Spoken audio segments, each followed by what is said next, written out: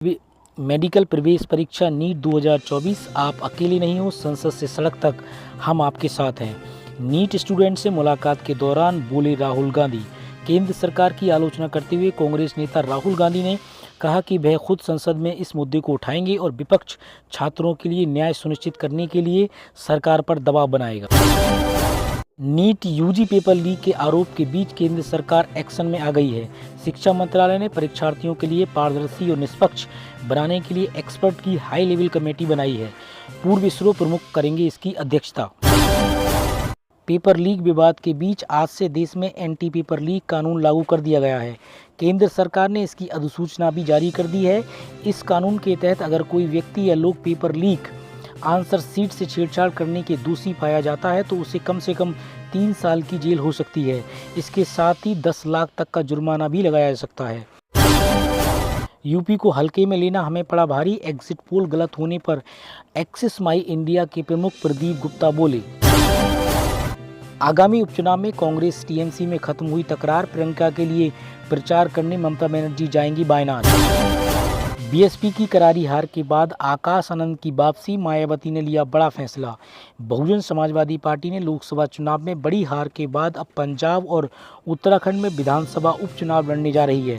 वहीं उपचुनाव के लिए स्टार प्रचारक की लिस्ट में आकाश आनंद का नाम भी शामिल किया गया है। फंसे यूपी के 7 विधायक, समाजवादी पार्टी रद्द करने जा रही है सदस्यता और भाजपा भी नहीं दे रही है भाव।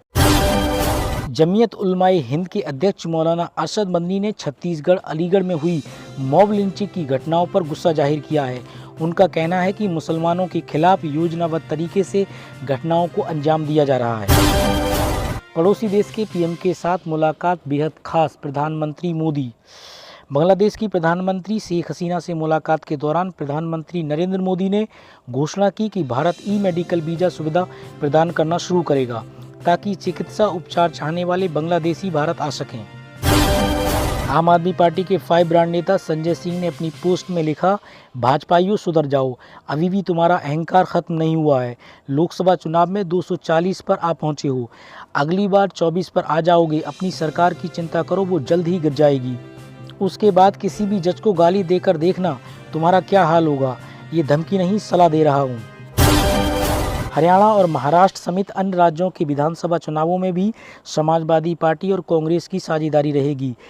इस रणनीति के साथ दोनों दल आगे बढ़ रहे हैं। समाजवादी पार्टी के अध्यक्ष अखिलेश यादव से गठबंधन पर बात करने के लिए कांग्रेस अध्यक्ष मल्लिकार्जुन खड़गे और पूर्व अध्यक्ष राहुल गांधी ही अधिकृत होंगे ताकि मध्य प्रदेश विधानसभा चुनाव जैसी तल्खी दोबारा पैदा न हो सके।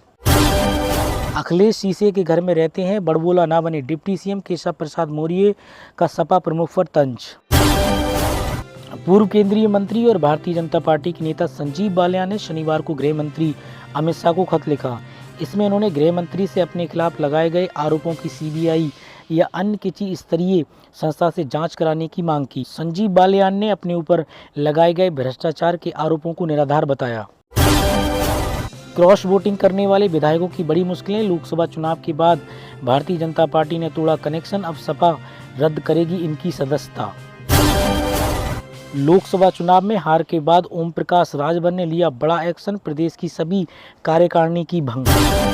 स्वाति मालीवाल मारपीट मामले में 30 हजारी कोर्ट ने वैभव कुमार की न्यायिक हिरासत 6 जुलाई तक बढ़ा दी है। न्यायिक हिरासत की अवधि समाप्त होने के बाद उन्हें वीडियो कॉन्फ्रेंसिंग के जरिए कोर्ट में पेश किया गया था। बताते कि वैभव कुमार को 28 मई को गिरफ्तार किया था। दिल्ली हाई कोर्ट द्वारा मुख्यमंत्री अरविंद केजरीवाल की जमानत पर रोक लगाए जाने पर एएसजी एसबी राजू ने कहा कि आज अरविंद केजरीवाल की जमानत पर रोक लगा दी गई है।